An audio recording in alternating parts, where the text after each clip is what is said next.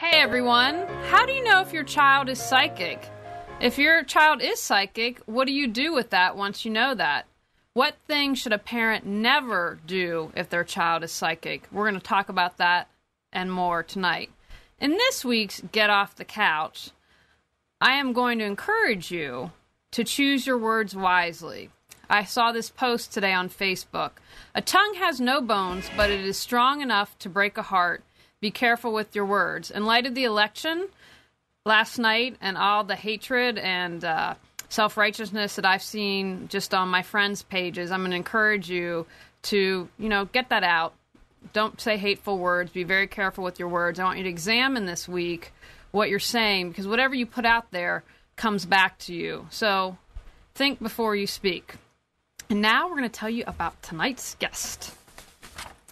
Melissa Peil is a psychic medium who has been spiritual and intuitive her entire life. Her spiritual awakening occurred in August 2005 after the passing of her grandfather. His death helped her discover her gifts and develop them into powerful tools for herself and others. At that point, she became very interested in the metaphysical and spiritual realm and began connecting with other like-minded individuals. She is passionate about teaching others about the spiritual gifts they have, especially children. She attended SUNY Brockport in New York State, where she grew up, and graduated with her bachelor's and master's degrees in education. She moved to North Carolina in June 2004 and taught second grade. During her teaching career, she worked with many children who were spiritually gifted. While she wanted to reach out to these children, there were many restraints in the public school system which stopped her from doing this. This is what gave her the idea to create classes for intuitive children. Welcome, Melissa. Glad to have you here. So let's get started.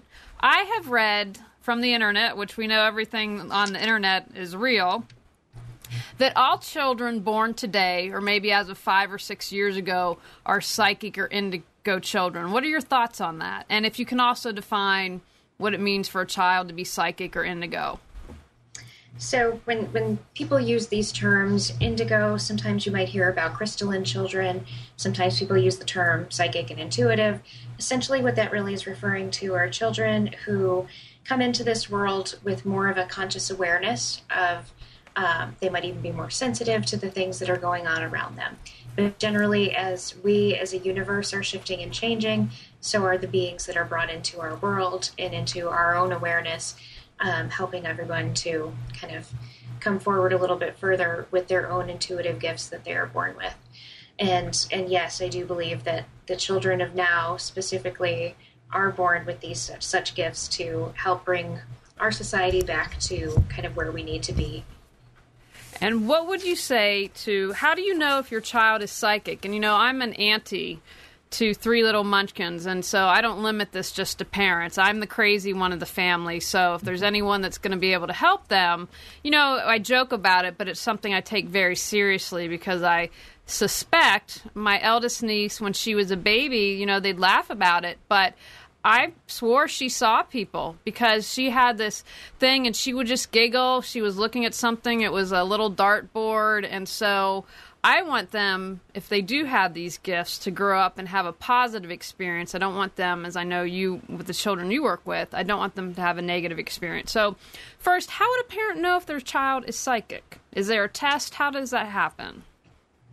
Well, it would definitely start from the time that they're small, and kind of like you said, you can start observing children kind of staring off at nothing and giggling at what feels like nothing at all. And typically there's the belief there that we're either seeing the child themselves or either seeing a passed on loved one. They might be seeing their own spirit guide, which is kind of like their guardian angel that's given to them at birth and stays with them throughout their life and so on.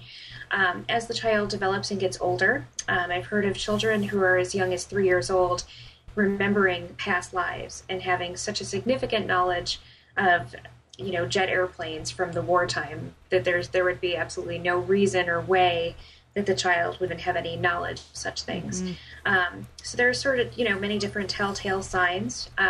More on the common side of things would be children who are scared to go to sleep by themselves. Oh. And it's typically more so than just them being scared in the dark. It's a genuine fear, more so than just, hey, I want to be coddled and I don't want to go to bed. It's a fearful sort of tone, and it's a recurring sort of tone that's going to definitely interrupt the normal patterns of living life. And so are there any, that's interesting, I wouldn't have thought of that. So being afraid to go to sleep at night, are there any other things that are pretty obvious that a parent might be able to know, okay, this is something maybe a little deeper than what I thought? Yeah. There's also times when, small children will be told, oh, okay, grandpa's an angel in heaven. And I recently had someone just come up to me and tell me the story about their child, that a soldier had just returned from Iraq in their family, and the child simply had said to their parents, hey, I thought you told me that grandpa was in heaven, but he's not. He's right there next to so-and-so, just getting off the plane. And so oftentimes children will also see the passed on relatives in regular situations, such as the family welcoming home their soldier in their family who's just been gone for so long. There can be those sorts of instances. There's also times when a child may just say something in passing to their mother about, slow down, I don't like you going this fast. And the mom's like, no, everything's fine. And I did have one mom share with me that this happened with her, and for whatever reason she did decide to change lanes, and then within about 5 seconds later there was a large pileup in the lane that she had just left. So it can be also, more on the psychic phenomenon where a child will know something before it happens. Those are the more common sort of things that someone would be able to watch for.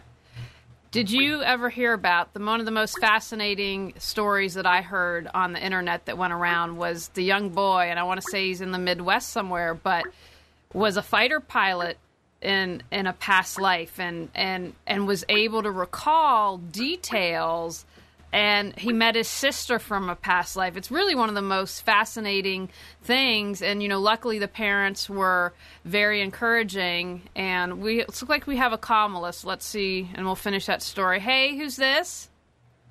Hey, good evening. You're on Reawaken Your Brilliance. Hello? Well, looks like we don't. Sorry. Had a caller. Everyone, if you're listening, you don't need to call in, only if you would like to ask Melissa a question. I want to remind everyone you can chat a question to me, and I'm happy to ask her, or call in at 919-518-9773 or Skype Computers 2K Voice. But so what was so fascinating was just everything you remembered, but the parents didn't dismiss it. They were very encouraging, and it ended up being this really amazing journey and experience for everyone. One of my questions is, what different ways can children be psychic? For instance, clairaudient is if you hear something, or you talked about psychic phenomenon. Can you share? And I don't know, are most children just clairvoyant where they just see? What's been your experience? It comes in every single different type of form.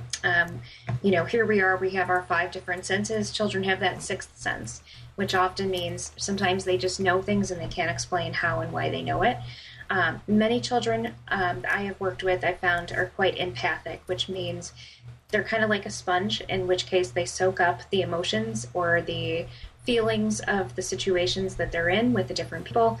And sometimes that will result in stomach aches. It will result in headaches and just feeling sadness and depression or stress, but they don't have the words to describe that. But literally it just shows up as, hey, I don't really feel that well. So, empathic abilities are definitely quite strong in many children. Many of them see things. When I used to be a 2nd grade school teacher, I had a child in my class come up to me at one point telling me that there was a woman standing behind me after I had just had about 3 different whooshes of air getting blown on the back of my arms, and I couldn't explain as to why that was. And my 8-year-old student came up and told me it was because she saw a woman standing behind me. And shortly thereafter, that woman was in the wall, and the way she described it, she goes, yeah, Miss Peil, this woman, her nose is sticking now through the wall. She goes, it's really weird. So they see things. Oftentimes, especially going back to revisit the idea of children being scared to go to sleep at night and being scared of the dark. 9 times out of 10, that's just because they are more vibrationally attuned to life on the other side, aka spirits, sometimes ghosts. And I can certainly clarify the difference between that.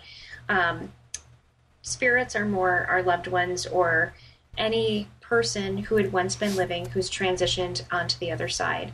A ghost, on the other hand, is someone who relives events again and again and again because their soul has not quite overcome the ways in which they have died. So a ghost is more of the one that would be attached to the house or attached to the land. Spirits can come and go to just kind of check in on their loved ones or someone else. They're also attracted to those who just have the natural gift to be able to communicate with the spirit realm. Oftentimes children do not know that they have that gift, so they just feel kind of creeped out. And the best way I can describe that is when, you go to the grocery store and you feel like someone has just stepped up in line behind you. You sure didn't take a look at them, but you can feel their anger behind you, and it kind of makes that hair stick up on the back of your neck like, oh, okay, I'm really ready to get out of here now. That's what happens to children at night, too. Well, Melissa, we have a question from Gertrude on chat. She asks, How does the empath child get help when they have stomach aches from being too sensitive? It's a great question. One of the best things that would be able to help this child would be just basic breathing exercises. And when we work with children, oftentimes we don't necessarily introduce the term meditation right away, but essentially that's what the best form is for them, which is just being able to deep breathe, decompress, take ownership of their own energy at this point, because often they've just collected so many other energies from throughout their day that letting it go, kind of if you can imagine kind of wringing out a sponge, like they've been the sponge soaking things up all day, breathing will help kind of let go and decompress the things that are not serving them. Now, Melissa, so say we've gotten some information. You've talked about how a parent might be aware that their child is psychic. So now what? I mean, this isn't a conversation you can go and have at the PTO and be like, hey, my child's psychic. What are you doing for yours? So what's the next best thing a parent can do? Well, one of the best things is try to find other resources within their own community. Years ago, I had formed a group on meetup.com. For those that are not familiar with what meetup.com is, it is a website geared toward connecting other individuals with similar interests. And for example, someone who has a psychic children, or there's a family of people who are struggling with their psychic children, finding other people who are like them is going to be one of the best ways to go about that. There's many different resources that are out there as well. Some of the books I actually have here with me, I would recommend for anyone, parents especially, to be reading. This one here is called The Children of Now, which also kind of explains a little bit more about indigo, psychic, crystalline children.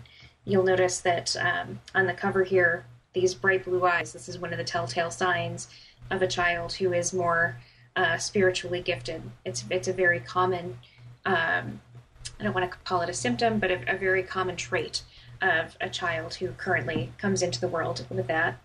Another great resource is called Kids Who See Ghosts, which is kind of a nice comprehensive overview from many different contributors to this book. It's actually written by Karen Good, but many different contributors have given their insight or their perspective of what it means to be a psychic child, different resources that there are. I am actually one of the featured authors in this book also, discussing a little bit about the meetup group, sharing about some of the students who I've worked with and the families and some of the struggles that they have gone through. So I would say certainly reach out to the resources that they're few and far between, but there are some out there, looking to also connect with other people, letting them know that they are not alone in this challenging, struggling sort of situation, because oftentimes these children who come in with such gifts have families that might not have any clue where to begin, and more importantly, they may not even be open to such ideas, and making the child really fade away. That brings up a question on chat from Tommy John. He asked, are you finding parents are open to their kids being psychic? See, that's a mixed bag. Sometimes yes, sometimes no. And that's always the challenge. And when I was a public school teacher, knowing what I knew about my own psychic gifts and being able to recognize those same things in children, I was always stuck between a rock and a hard place, not being able to say such things because oftentimes, as a public school teacher, you can't do much. When the parents have an awareness of the fact that their child does have a gift, 9 times out of 10, because they even recognize that their child has a gift, they're going to be more open to it. If they just keep blowing the child off and saying, oh, don't even think twice about it, just go to sleep, or, else they're the kind that says, okay, well, get into bed with me, it's okay. They're going to be the ones that just don't have a clue that that could even be an option for their child. And if so, it's going to scare them that much worse because they don't have any clue what to do. Okay, we have another question on chat from Nisha. I hope I'm pronouncing that correctly. You mentioned blue eyes being an attribute, but I'm not sure that tells the whole story. For parents without children who don't have blue eyes, wouldn't another characteristic be wide, deep-set eyes in general? Yes, that is another good common trait that many indigo children have.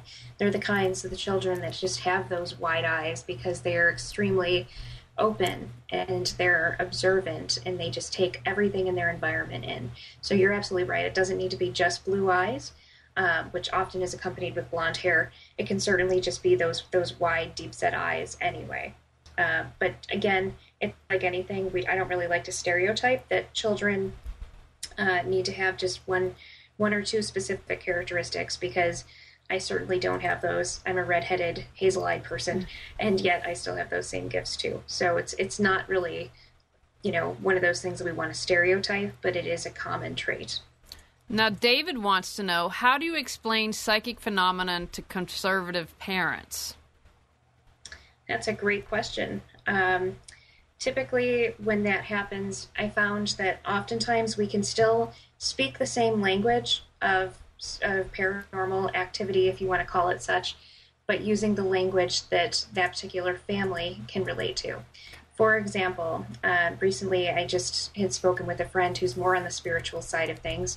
She does the same sort of healing work that her sister, who's very heavily involved in her more conservative church, does. They just happen to call the same actions different words. So I would say that it's much more important to be able to approach parents of that conservative background using the language that they are most familiar with and ease them slowly into understanding what it is as we explain it.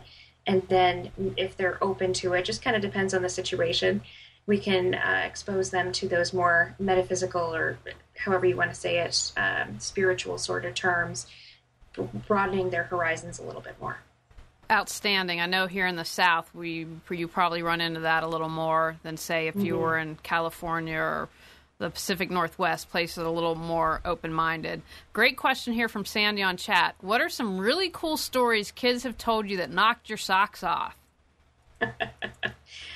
Oh, boy. Where do I even start? Like I say, the one that stands out in my head is that student of mine. Other people that I have worked with, let's think about this. I can remember there was one family that their 3-year-old boy, he was in the midst of helping his mom do the laundry, and he's saying, "Where's that dog?" And she's like, "We don't have a dog." "Oh, but it was just there in the laundry basket." "I don't have a dog here." But then there was a man. Where did the man go? Well, there is no man here either. And long story short, this man and this dog kept appearing, and eventually they did some research on their house and come to find out there was an old gentleman who tended to always have a dog with him, and this gentleman had recently passed, and that was the person who was still attached to the house, and the dog was still with him as well.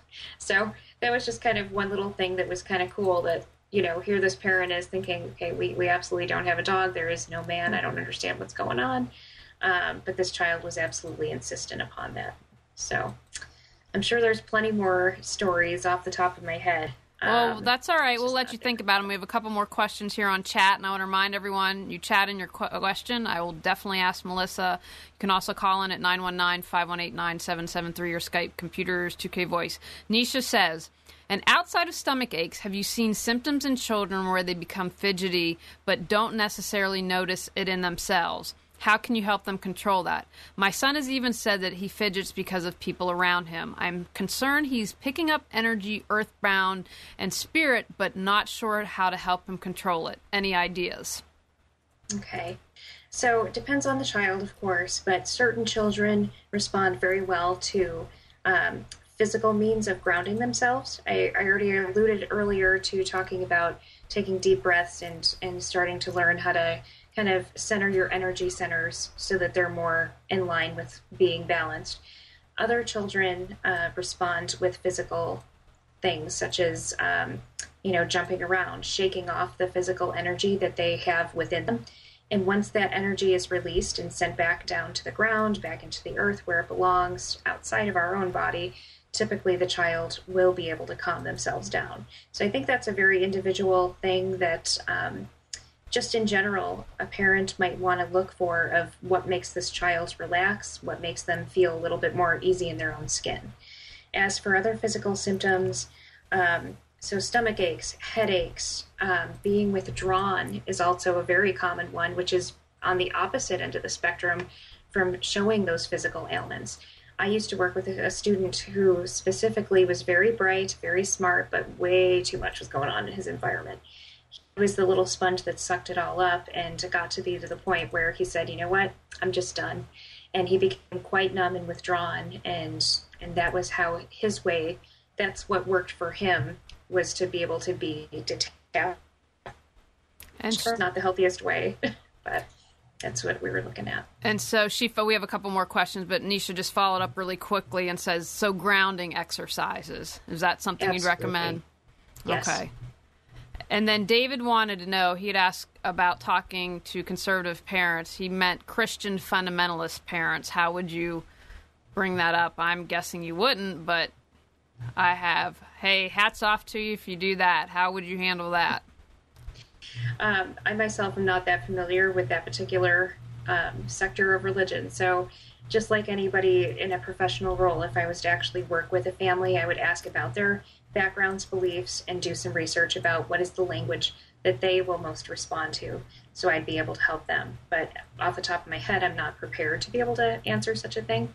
But I would try to find the connections between the spiritual realm and their religious beliefs and backgrounds in verbiage. And Bob wants to know if these kids are alien hybrids. And I think what he's trying to ask when we talk about alien hybrids would be children that may have come in from a different universe, being a little bit more modified in that sort of way. I'm assuming that that's probably what this question's about. And that is a good question. I mean, I'm not going to say yes or no to that. I mean, anything is possible. And sometimes we just don't know the things that we don't know. Off of my own opinion, if that's what he's asking about, my own opinion about that would be it's a possibility, but 9 times out of 10, it's probably going to be more so spirits that reincarnate again and again over different time periods. Knowing full well that this earth is going through many different shifts and changes, the vibration of these souls that are coming in are now more attuned to be able to handle the energies of the earth that they're coming into.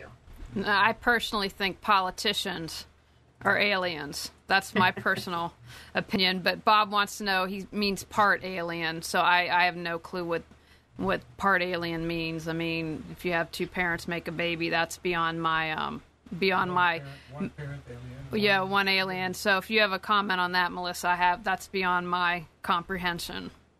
Yeah, I'm not really in a place to be able to answer that either. And again, the way that I look at such things is there are many things beyond what we can necessarily comprehend at times. So anything is possible. Now, David wants to know, can learning disabilities be a sign of psychic kids? Yes, absolutely. Very often we're going to find children who might be a little bit more on the slower side of things, or at least they appear on the slower side of things. We have a lot of autistic children coming in these days. Special needs are much higher. Children may get labeled ADHD. Someone else had mentioned earlier their child tends to fidget quite a bit, and that might be mistaken for ADHD, unable to just feel grounded and settled in their own skin. Yes, learning disabilities, the label about that surely is a sign and symbol that we need to watch for, because these children are taking on so much and they are not your typical child. Now, Serena writes, my infant is very cranky the day after a trip outside the home. I believe he is absorbing energies. How can I help balance him? That's great, because what do you do when the child can't communicate? Absolutely. Couple different things. I mean, there are people who might be, energy workers. They might be certified in Reiki. They might be using other modalities. But I do know also they have, so you could certainly take your child to one of those to just kind of help rebalance their energies. There are also people who specialize in massages for children, which also kind of keeps that energy flowing through the child. So that way that the child is not hanging on and absorbing all the energies of the outside world. Other things that we might do also would be to take some white sage and actually energetically cleanse the room that the child is in. And oftentimes people respond quite well to smell. There's different types of smudge sprays that are out there that will also cleanse the air that have white sage element in that. And it depends on who your child is and what kind of smells they may like. But certainly on an energetic level, clearing the space and bringing your baby back into that would be one of the best things you can do for that child.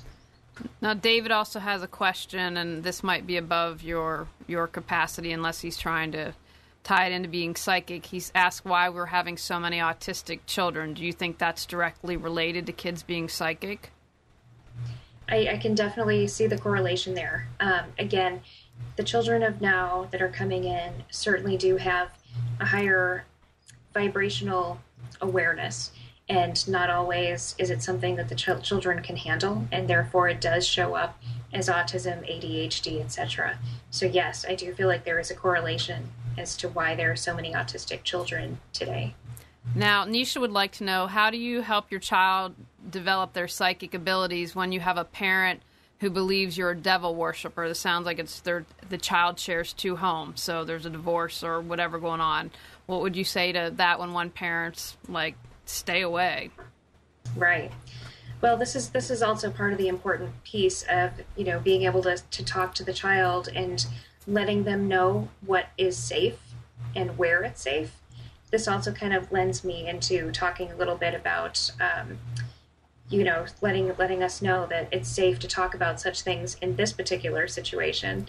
But when we go to someone else's house or a friend's house, or we go to school, maybe there are certain things that it might not be as safe to talk about. And in order to make sure we always stay safe, we can have a sacred space where it is okay to talk about in one parent's home, but maybe in the other person's home, it's not going to be the case. I think that's excellent advice. Now, what do? You talked earlier about the child that saw the dog and the man, and you was like, there's a dog in the laundry basket. But what do? You say it's a ghost, and your child has a traumatic experience. You talked about one child withdrawing because there was so much going on that's how they were able to deal with that. So you say, okay, your child's psychic, they have a ghost or something traumatic. How can a parent help their child after something like that? That's a great question. Again, making sure that we have ownership of that house is always what I would recommend to parents, by doing some sort of a home blessing or a cleansing using the white sage, going around all the doorways, all the windows, letting all spirits of negativity or impurities that are not serving the highest and best to those who reside in that house to leave and be drawn toward the white light, asking for that space to be protected by their guides, teachers, angels, and their loved ones. Because certainly that will help get rid of that if we kind of take a stand and clear that space. Otherwise, when it comes to the children, empowering them to say, this is my room, go away. And essentially, let me just back up for a minute also. Somebody explained this very well to me at one point as to why such things happen to children. And essentially, children who are psychically gifted are sort of like candles in a dark room. When a spirit is interested in trying to communicate with us, which is the reason why they do try to contact those with this sixth sense, they come to these people because they're the light in the dark room. And when I say that there's a dark room, someone else without these gifts might surely, be in the exact same space, but their light is not turned on, so therefore the spirit is not able to fully communicate with them. So they're going to be attracted to that light, which is what typically children are, and that's how such things happen. And by having the child take up their ownership and say, this is my space, not your space, go away, being very definitive with the language of saying, this is mine and it's mine only, go away, is certainly something that spirits will be able to respond to.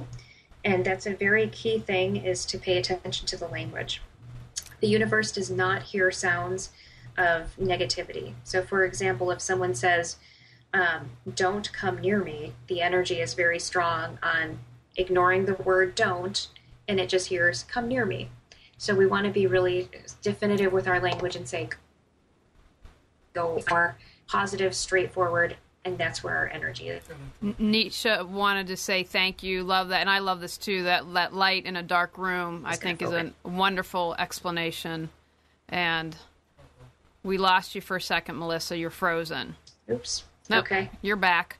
Okay. I think that's a wonderful explanation that, and as Nisha says, is really helpful in explaining to a child. And I think for any child, that's good to have an empowerment exercise to say, hey, back off. I do that. I mean, I'm not a psychic or medium like you have, but I've definitely in my life have felt people in my room, and I've been like, you know what? It's all good. You need to go. You have a message. Come back in the morning when it's light out. I'm not feeling it right now. And you know what? I've never had a problem when I do that. So I think that really works. Now, David says he has little crumbles of something on the floor outside his door when he wakes up and can't find where it's coming from. You had things of spirits eating in homes. Have any thoughts on that? I've never heard of that, but again, anything is possible. And oftentimes, my question would be more so of paying attention to if anyone had recently passed who loved to have those midnight snacks. Are they leaving those crumbs behind, something on a more tangible way, so that their loved ones would be able to recognize that, hey, indeed, it really is that person who's showing them the same sort of characteristics of when they were in this lifetime. Excellent. I think that's a wonderful response. Now, when I was doing research before your show and reading different articles, I read somewhere that people believe that remote viewing is a good exercise for psychic kids, and I wanted to know your thoughts on that. One, if you can define what remote viewing is for people who don't know what that is, and do you believe that? Is that something you'd recommend for kids? Okay. So the idea of remote viewing is when a person can be physically in one space and then their consciousness will be able to travel through space and time to another location and see exactly what was going on. Now, oftentimes that can be quite intense, because my experience has been when someone does remote viewing, sometimes it's also referred to as astral travel. Most of the time, this is an unconscious effort, and it can actually be quite scary. I would not recommend that for children. Again, when we want to talk about providing a safe environment for children, it's empowering them, balancing them, teaching them that they own the space, they're the ones in control, there's really nothing to be fearful of, and we can best do that by educating them. Taking it to the next level of remote viewing would be on a more advanced level once a child says, oh, I have these gifts? Oh, cool. I really want to take it to the next level. What more can I do with the gifts that I have? So I wouldn't say that that's for a beginner child, but someone who's really ready to walk into their power as a psychic intuitive sort of being, yes, then that would be appropriate. Okay, excellent. Now, what should a parent not do if their kid is psychic? Is there something like, absolutely don't do that? Yes. You should never ever say that this is not real. Not validating a child's thoughts, fears, anything like this will basically say, when a parent says, nope, that's not possible, that's not real, that's going to shut the door of communication between their child and themselves, putting even further of a gap between them and their child. Really, parents essentially really want is to know their child through and through. And by discounting anything that the child brings to them or making it like it's not important, like they're full of stories, is just going to put much more of a barrier between them. Okay, we have a comment here, but I want more information before I ask you on chat. Now, I was thinking, what if a child is not psychic? And I'll tell you what made me think of this. I don't know if you've read the Harry Potter books. I've read all the Harry Potter books, huge fan. And Harry Potter's mom was a wizard, but her sister wasn't. You know, I'm sorry if you haven't read all the Harry Potter books by now, I just spoiled something. But, you know, she was always resentful for that. So what happens if you get in a situation, one child is psychic and one isn't? And what would be your thoughts on that? Just recognizing the fact that everybody's different. Some children excel in playing soccer, others really excel in hockey. Some rock at doing math and science, others are really great writers. Some are just naturally gifted. It's being able to recognize and hone in on the differences that each and every child brings to the situation, to their family, to themselves, and just allowing it to be what it is and not playing it off like it's anything extra special. It's just, this is what this child excels in, this is what their interest is, and, you know, it's going to be just like another hobby or another activity that someone does well with. That's how I would best be able to handle that. Does that answer your question? Absolutely. Now, we have a comment from Gertrude who says, you're confusing remote viewing and out-of-body astral travel. RV is good for kids, and I followed up with, why do you think it was good? And we'll wait and let Gertrude respond. But Nisha had a couple questions and wanted some clarification. She writes, isn't remote viewing going somewhere specific? And says, you can astral with intent. Perhaps I'm confusing it. What's the difference? So if you can... No, thank you for that question. That is a good point. I think I was a little bit too quick on that one. So, okay, to go back to the remote viewing, to define that a little bit further. Okay, so remote viewing certainly can be with intent, and in beginning exercises, it is with intent to say, okay, you're in the living room. I want your consciousness to travel to the bedroom and set the alarm for a certain time that you know you were doing at that particular point in time.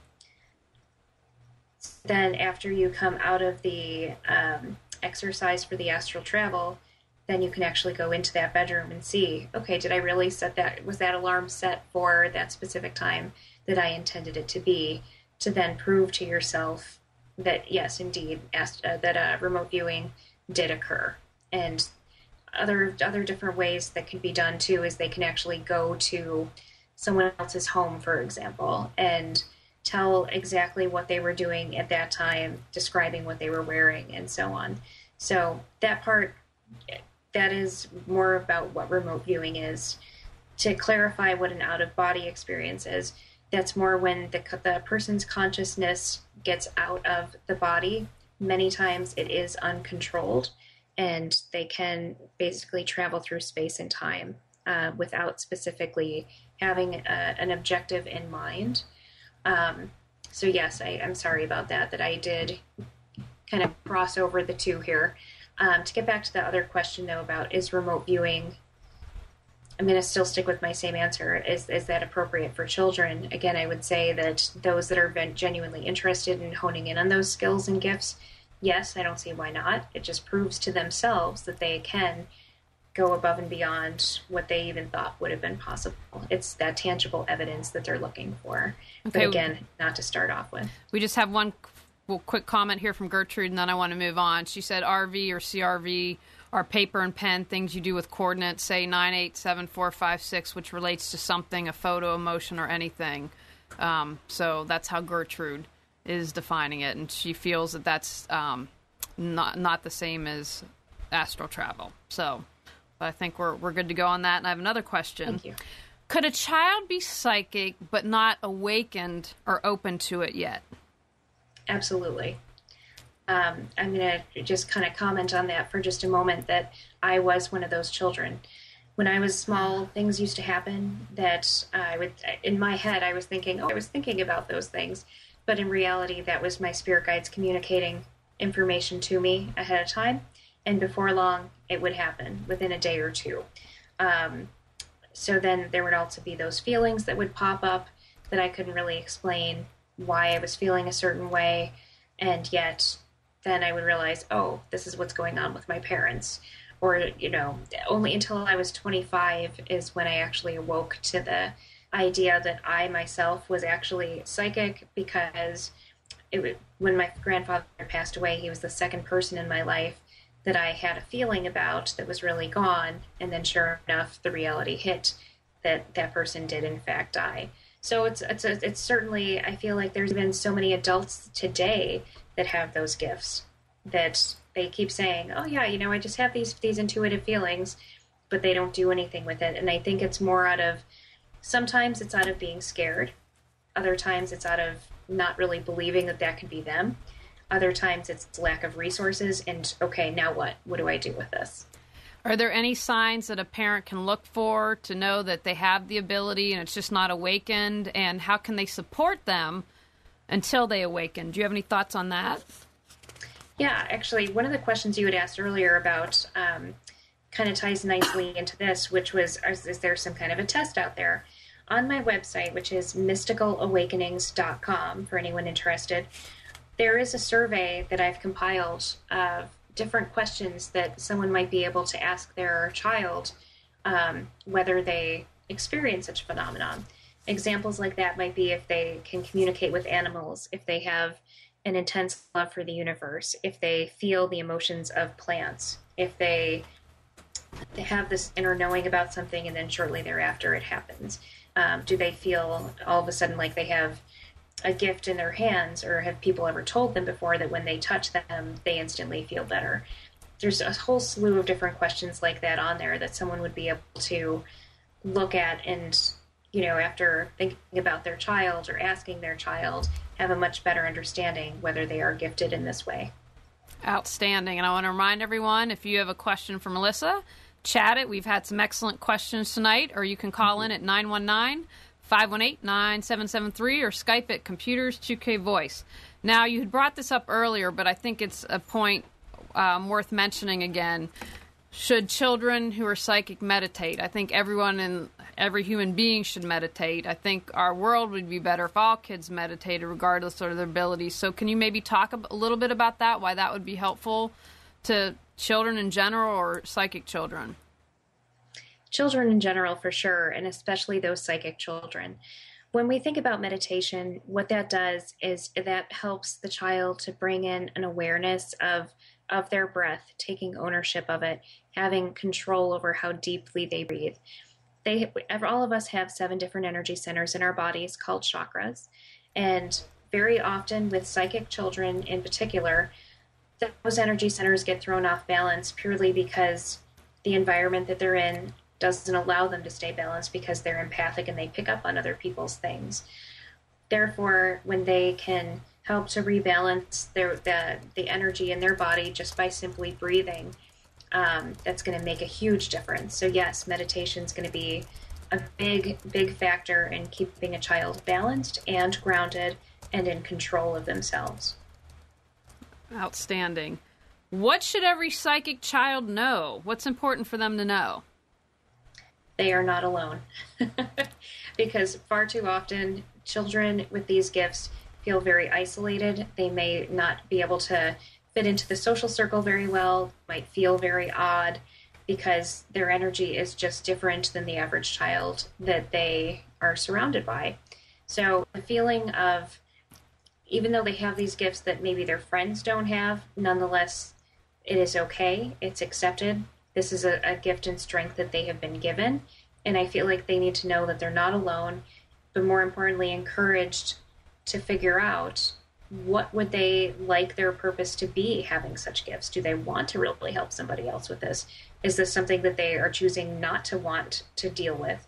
If that's the case, then empowering them also that, again, they are the ones in control of what happens in their own life. Wonderful. How can you help a psychic child, not get sensory overload? You talked earlier about the child that just checked out. It was just too much. So what can a parent or a good auntie or uncle do to help them not get overloaded? There's a few different things with this. Number one would be having an open, honest door of communication at any point in time. I know for myself, when I was that child who used to have such things happen to me and say, whoa, that was really weird. in my household, we were an open family, but never to the point of, oh, we have this gift. And by the way, my mother and my aunt and my grandmother did have this gift. I just didn't know that until so much later.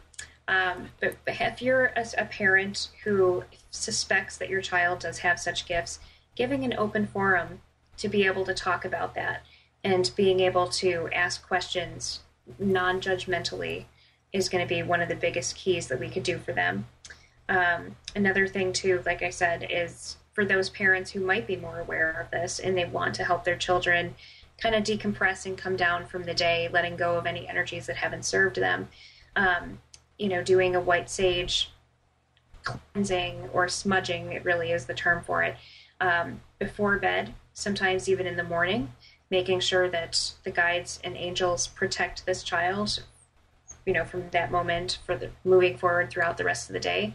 And then also cleansing the child from any negativities or impurities that don't serve them moving forward, asking their guides, angels, spirits, loved ones to be able to protect them in their sleep.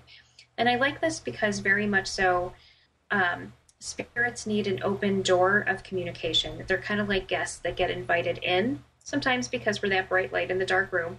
And if that's the case, kind of like when we have an unexpected visitor that we want to leave, we ask them to go and we close the door behind them as well. Smudging will help this, energetic process and put the boundary around the child, almost as if they're having a white bubble protect them. But certainly I would say number one starts with talking about it, seeing where the comfort level is, exploring and learning together. And again, not shoving away anybody when we don't have the answers, because nothing's worse when you're a parent and your child asks you a question you don't have a clue of the answer to. It's being open enough to be able to learn together and to explore what we don't know. And the more we learn what we didn't know, the less we have to fear, because it's going to become more commonplace, and the more we can actually move forward. Well, we definitely need more parents and teachers with your attitude, Melissa, regardless of the intuitiveness. I think you've given some outstanding advice tonight. We have a comment here from Nisha. She said, okay. Is it possible that my waking up woke up my boys? I have 3, 19, 17, and 7. My 7-year-old seemed to immediately latch on and begin to be able to get it, and he meditates. My older boys are now noticing things too. So did my awakening start theirs? Okay. Absolutely, the answer to that is yes, because the more we raise our own vibration, the vibration around others is going to be lifted as well. I'm going to go ahead and turn off my video and turn it back on real quick and see if that makes a difference here. Yeah, sometimes like technology, you gotta love it.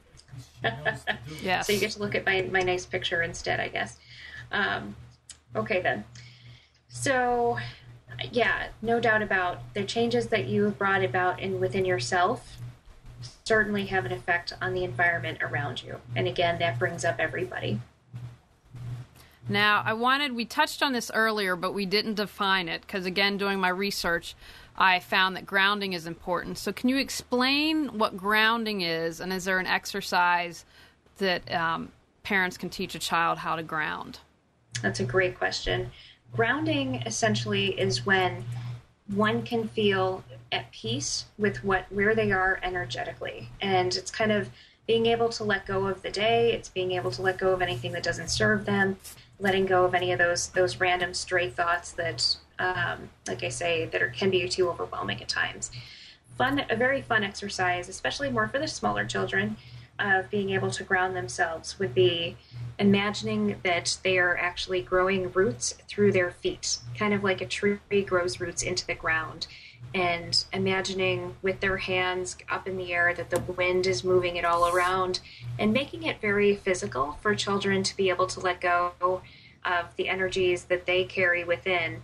And, it's a very much a sensory sort of thing where someone can guide them, talking about imagining rain, letting go and cleansing their body, bringing the rain and any dirt from that tree back down to the ground, letting the roots, be fed from that, but more importantly, making this tree grow stronger and stand taller because it doesn't have anything that's not serving it anymore in it. That that would be a great way for young children. And to kind of touch upon older children, again, talking about the different energy centers, the chakras, one of the best things that responds well is with color, because each of the different chakras have a color. They're the color of the rainbow: the red, orange, yellow, green, indigo, blue, and violet. When our energy centers are completely balanced, essentially the colors of our chakras are supposed to be the colors that we find in a crayon box. It's fun for those that are more advanced in the meditation to be able to kind of imagine, if they're looking at themselves, envisioning the color of the chakra, and they would be able to see, okay, gosh, my heart, that's normally this green color, it looks like an army green color today. It doesn't look like the color green that's in a crayon box. What they could do is, on the inhale, they would be essentially breathing in white light, and when that white comes in to their body and fills their lungs, they can imagine in their heads almost like white paint is being mixed with that army green, bringing it more to a vibrant green color. When they exhale and they breathe out, they're letting go of kind of that mucky, dirty water that would be that darkness that's making that army green.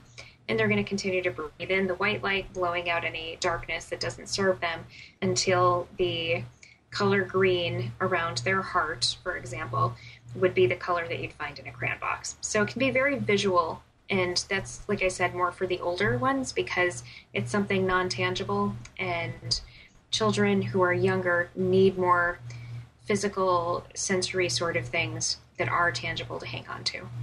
I think that's a fantastic suggestion. And I want to remind everyone we're almost up here with the hour, so if you have questions for Melissa, get them in now. Feel free to chat it, and I will ask her, or call in at 919-518-9773, or Skype at computers 2K voice. Hopefully we have her coming up. We still have her picture up. So Melissa, if people can't, I thought you gave some great resources at the beginning, some books. I don't know if there are any websites you'd recommend, but maybe if a parent's in a situation where they can't get classes to their children, what advice would you have for them? So there are these resources, as mentioned again. They are the book called Kids Who See Ghosts, How to Guide Them Through Fear by Karen Good. The book The Children of Now by Meg Blackburn-Losey. There's another one by Sarah Wiseman. She is a psychic who's out in the Oregon area. She has a book called Your Psychic Child. That also is a great resource, also kind of going through some of the different things that identify psychic children, giving a little bit more insight to parents about what that's like. So I would certainly do some reading. As for resources on the web, to be honest, they're actually quite limited at this time. It's quite unfortunate. This is a topic that's not exactly very explored. But again, searching for groups, highly sensitive people, highly sensitive children, that might be a great place to get started, because that's the more common lingo that would be out there that still might cover under the umbrella of someone who has certain gifts, if that makes sense. Absolutely. Now, there are a couple questions I like to ask each guest. The first one is, a lot of people are struggling, might going through divorce, might have a psychic child and not know how to handle that, or might have lost their job. What advice would you have for someone that's struggling right now? In their own personal life, to be able to help their child? Is that what you mean? No, just in general. If someone's going through a tough time, if you want to direct it to dealing with an intuitive child, you're more than welcome to. But usually I just talk to, if any of our listeners are going through some tough times, what advice you have. One of the best things that I would recommend would be making sure that you have support around you, because nothing is more isolating than when you feel empty, alone, and like no one else really understands. So I would say don't crawl into that hole and hide. Reach out, because we all are here to help one another. We all have special gifts and talents. Some of our friends are the better listeners than others, but certainly being able to reach out in that way would help you to not feel like you are alone in your struggles. And again, the other thing that I see a lot of is people need an outlet to express themselves, whether that's writing things down, whether that's physical exercise, whether that is meditation. Letting go of that stress, because it doesn't serve us in our body, would absolutely be a benefit. Sometimes massage might be another way also to really let it out of those muscles. Okay, then as I mentioned at the beginning of the hour, I'm all about getting off the couch. So what one step can people take to reawaken their brilliance right after the show tonight, tomorrow morning? What can they do? Ask themselves what awakens them. What is their passion? What makes them tick? And why delay? Because so many times people have blockages of not giving themselves permission to go do what they've always wanted to do, or they're fearful of reaching out to do X, Y, and Z. I would say it's find that passion and go embrace it. Now, Melissa, tell us how people can find out more information. Give your website, and I know you have classes, but Nisha also wants to know if there was a meetup for parents to feel safe and for our kids to meet with other children. So I don't know if you do anything with Meetup. So if you can address that and tell us your website and how people can find out more about you. Sure. My website is www.mysticalawakenings, and that's Mystical Awakenings with an S on the end. So mysticalawakenings.com. You have on that particular website is the survey for children, if anyone is interested in understanding whether their child does have intuitive gifts. And there's also more information about the services that I offer. Currently, I'm looking to offer classes in the new year just because we're starting to approach the holiday season. But I do offer classes not only for children, but also for adults who are interested in tuning into their intuition, learning a little bit more about how they might be able to access the tools that they have. And then in regards to the question, can you repeat the question for me, Well, please? she just wanted to know. I didn't know if you did anything with Meetup, because she said if you had a Meetup for parents or kids, and so I wanted to ask to make sure if you did that you were able to mention that. I do not have anything myself at this point in time. I'm relatively new back in Raleigh. It would be wonderful in the future if there's enough interest to have a Meetup for people in this position. I did used to run one years ago, and it would be a great resource to be able to start again. But as of my knowledge right now, I don't believe that there is anything on Meetup that exists. Okay, well, maybe one of our viewers will take the bull by the horns and start something. That'd be awesome. All right, definitely have a need, so. Well, I appreciate your time, Melissa, and we learned a lot, and we'll definitely have this is available. I think it's really important because I think there are a lot of parents out there with more questions, so we appreciate your time, and I want to thank all our veterans out there and wish everyone a happy Veterans Day on Sunday. And a little shout out, my sister-in-law's movie, Doughboy the Movie, is playing in select theaters. And if you're here in Raleigh at Raleighwood Cinema, if you Google Doughboy the Movie, you'll find out all the information. It'll be nationwide in February, but all the showings on Sunday are going to support local vets charities. So it's a really fun, non-political family film. So I'd encourage you, and again, to all the veterans out there, thank you for your service. All right, everyone, we'll see you here next week. Bye now.